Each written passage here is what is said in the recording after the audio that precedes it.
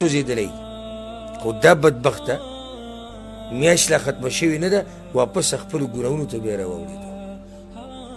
زه حیران یم یو سړی پوره میاشت د قرآن سره تېره کي، پوره میاشت د ایمان سره تېره کي، پوره میاشت د عبادتونو سره تېر کي او بیا ترې واپس واوړي. الله اکبر. ځکه علما وایي دې خلکو ته ویل کېږي عباد المواسم. دا د موسم بندګان دي. دا د څه بندګان دي؟ دا د موسم بندګان دي. ولې کوم الله چې رمضان کې رب و هغه الله په شوال کې نه دی؟ ولې هغه په شوال کې رب نه دی څه؟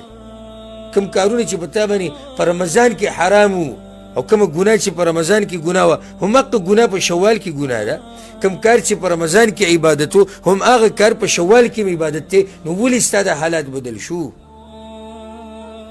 ته خو د موسم سره بدل شوې. رمضان ختم ستا سپینه ټوپۍ لاړه،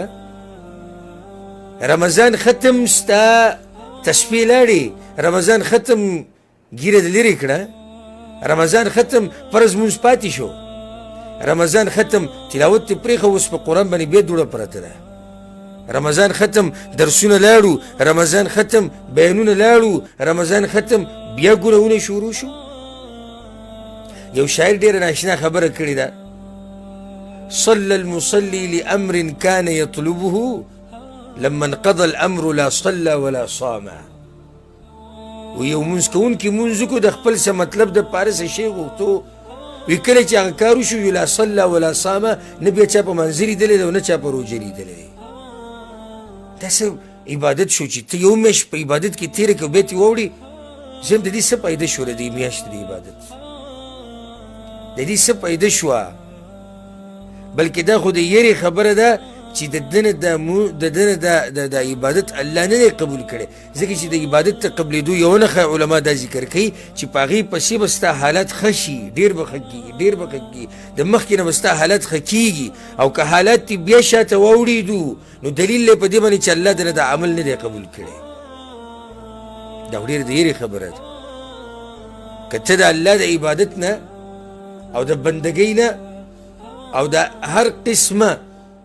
اطاعت چې ته د الله کې د هغې نه ته راواوړې د بېدینۍ ته، دا خو ډېره د یېرې خبره، ډېره د یېرې خبره. او دویم قسم خلک هغه دي چې څنګه په روژه کې دي د روژې په انتها کې مقه شان دي، وروسته مقه شان پاتې شي. هغه عبادات صحیح ده چې روژه کې موقع د عباداتو ډېره زیاته و نو ډېر به یې کول، اوس صحیح ده چې کم کړي دي خو پرېښودي نه دي.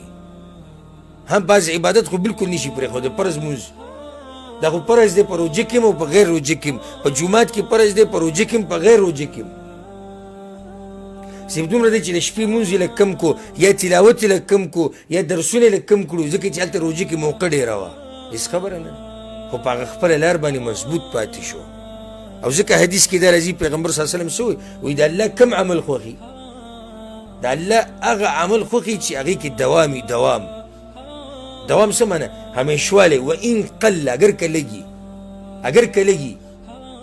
یو سړی په میاشت کې یو پیر تهجد کوي 20 رکاته،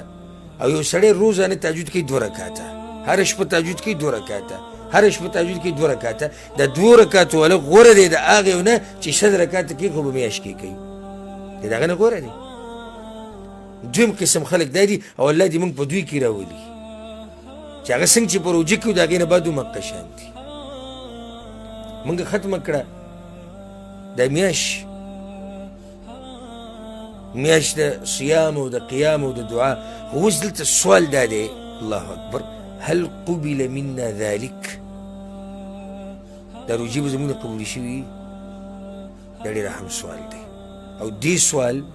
سوال د نیکانو خلکو ملاګانې ماتې کړي دي. الله په قرآن کې د مؤمنانو صفت ذکر کړی دی، والذین یؤتون ما آتوا وقلوبهم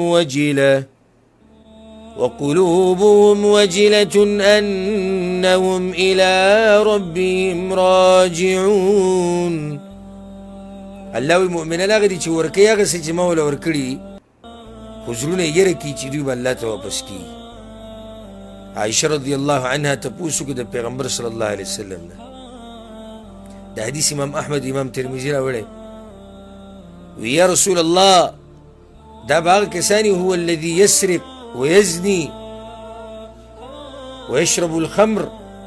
دا به هغه زیناکاري هغه شراب چې څکي هغه لاګانې چې کوي د الله نه یېرېږي هغه دي نه نه پیغمبر صلی الله علیه وسلم ورته لا یبنة الصدیق وی د صدیق لور وی دغه نه دي ولكنهم الذين يصلون ويصومون ويتصدقون وهم يخافون ألا يتقبل منهم دا وی هغه کسان دي واوري خدي ته غوږ کېدی وی ای عایشې دا هغه کسان دي چې روجې نیسي منځونه کوي صدقې ورکوي او یریږي چې الله به تې قبول کړي او که نه د هغې د لاسه جاړي د هغې د لاسه یریږي ابوبکر صدیق رضی الله عنه چې به کله مانځه ته مخکې کړی شو نو وی دومره به یې جړل چې بیا به څوک د هغه په تلاوت باندې نه پوهېدو دومره به یې جړل چې څوک به د هغه په تلاوت نه پوهېدو سوال دا دی چې ولې به یې دومره جړل دا به یې دې د لاسه جړل چې الله به زما د مونځ قبول کړي او که نه الله اکبر او هغه دومره اوچت خلک دي او هغوی ته دا سوچ ته او دا فکر دی چې الله به قبول کړي او که نه او ما ورته داسې مطمئن داسې خوشحاله روجه جي لاړه وی روجه جي ختمه شوه خوشحاله دی قبوله شوې ده وایه که نه ګوره کله چې یو تجارت موسم ختم شي په یوزي کې مثال کې موږ دي شوی میله ولګېده میله د کتاب میله د لرګو میله یا د هر شي میله چې ولګېده میله ولګېده او بیا ختمه شوه نو بیا څه کوي دا تاجران کینی په خپل دفتر کې او په خپله کمره کې او ځان سره هغه خپل کسان کینی کم چې د سره کار کوي وی لیسټ راوباسي موږ څه ګټلي دي او موږ څه بېللي دي میله خو ختمه شوه خو سم ګټلي سم بېللي تاسو خو ګورئ که نه هغه ګرمه ګرمي وه اوس به پته ورګي موږ هم یو تجارت اوس ختم کړو ښه خو دا د آخرت هغه تجارت و تجارت تنجیکم من عذاب علیم هغه تجارت چې د آخرت نه عذاب نه خلک بچ کوي هغه تجارت موږ ختم کړو راشه اوس خو لږ کینو که نه لږ بنده کمره کې ځان سره به لږ کینو تم کښېنه زه به هم کښېنم ته ځان سره لږ سوچ وکړې زه به ځان سره لږ سوچ وکړم موږ څه ګټلي دي په دې تجارت کې او څه هم بېللي دي دا پوره میاشت موږ تېره کړه څه فایده موږ وکړه په دې پوره میاشت کې څه موږ ته میلاو شو څه زموږ نه ورک شو څه فایده موږ زده کړه زموږ اخلاق بدل شو که نه زموږ عقیده بدله شوې ده که نه ښه شوې ده که نه زموږ اعمال بر روان دي که په کمېدو دي دې ټول خبرو باره کې سوچ پکار دی نو زه تاسو ته دا وایم ای قدرمنو او ای زما زړه ته نږدې مسلمانانو وروڼو او خویندو د دیندارۍ نه بعد بېدینۍ ته وانه وړئ ورئ عرض درته کومه د دیندارۍ نه بعد بېدینۍ ته وانه وړئ ګورئ جومات کې منځونو نه بعد بیا کورونو ته منځونه وینسئ ګورئ منځونو پابندي چې م کوله د هغې نه بعد بې لمانځه نه شئ ګورئ قرآن هغه تلاوتونه م کول قرآن پرې نه دی ګورئ د شپې هغه تهجد پرې نه دی ګورئ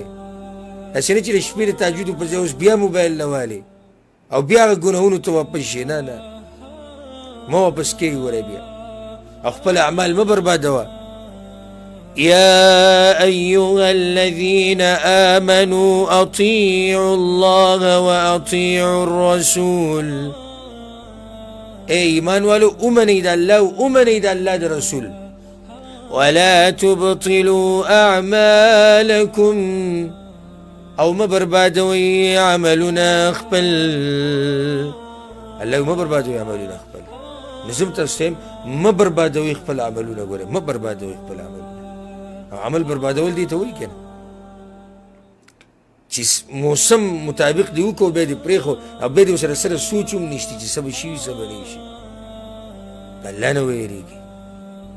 د الله نه ویرېږئ اوس هم موږ سره الحمدلله موقع شتي او خصوصا دا ټیم نه دی دا تاسو ډېر د خوشحالۍ خبره ذکر کړم اوس لږ ساعت بعد به نور ډوبېږي که نه بانګ به وایي او کیدی شي دا اخرنۍ نورې د رمضان چې ډوب شي کیدی شي دا اخرنۍ ورځې تاسو ته یو خوشحالي بیان کړم یو حدیث کې دا راځي یو حدیث کې خو دا چې الله هره شپه خلک د اور نه آزادوي بې شماره خلک الله آزادوي دا خو صحیح ده خو یو بل حدیث کې دا راځي چې کله دا نور ډوبېږي او اخرنۍ رمضاني یعنې اخرنۍ ورځي وي الله ملایکو ته وایي چې ای ملایکو نن دومره خلک د اور نه آزاد کړي لکه څومره چې تاسو ټوله میاشت آزاد کړي